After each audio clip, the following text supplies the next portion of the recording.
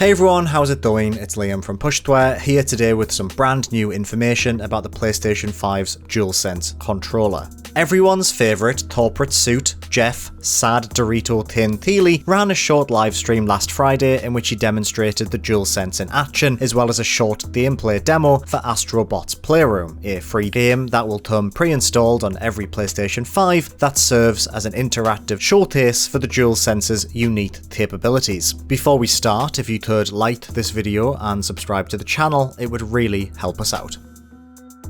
Although Jeff's stream was a little shorter than many expected, there was still something quite nice about seeing a DualSense shown off in a more realistic environment. As we all know, Mr. Thiele was cursed by a witch when he was scouring through a magical forest for exclusive world premieres, and is now forced to present a live stream with Alf every single day for the rest of time, or at least until next year when E3 hopefully makes its return. Jeff did a really good job of showing off the DualSense in a manner that was a world away from the sterile trailers and product shots that Sony have officially released so far. He gave us a good look at the controller from all angles and even compared it against the DualShock 4. For starters, the DualSense is a little bigger than a DualShock 4. Not by much, but its form factor is certainly a little bulkier, resembling that of an Xbox One pad or the Nintendo Switch's Pro controller. It is apparently a little heavier, although not substantially, just a touch, and has more of a heft to it that makes it feel more comfortable to hold when playing. We already knew about the controller's adaptive triggers and haptic feedback functionality,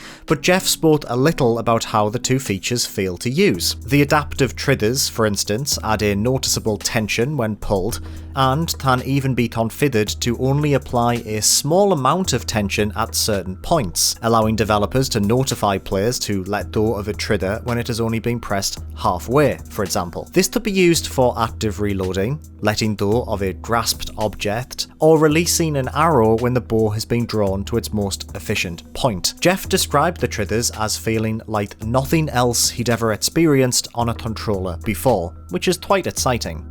Meanwhile, Jeff described the haptic feedback functionality as being far more complex than the rumble found in a DualShock 4. Whereas the DualShock 4's rumble could simply be turned on or off, the DualSense's haptic feedback can be carefully tuned to apply varying degrees of force in order to simulate texture and resistance, such as what it may feel like to walk through a blustery sandstorm. Interestingly, Jeff noted that the speaker within the DualSense has far more range than the one found in the DualShock 4. In tandem with the haptic feedback, the speaker will play the sounds of environmental details in order to offer a greater sense of immersion. To use the sandstorm example, the controller relayed the sounds of the sand blowing past the player as it simulated the physical sensation via haptic feedback. Also, you can blow into the microphone in order to make things spin around, just like you could with the original Nintendo DS, which is a fun little touch. Although not a huge amount was revealed regarding Astrobot's Playroom, it was still nice to see just how much care and attention has been poured into this free experience. Players will start out within a hub world based on the system's CPU, with each individual level themed after an integral part of the console's hardware. Each area will showcase the unique functionality of the DualSense controller. A tiny robot suit demonstrates the adaptive triggers, with tension applied when the player squeezes the back buttons in order to propel themselves across a number of platforms. Blustery fans spray sand and ice over Astrobot, with the controller simulating the pressure as you pass through. The touchpad can be used to zip up suits and fling Astrobot out into the game world, and the inbuilt motion sensor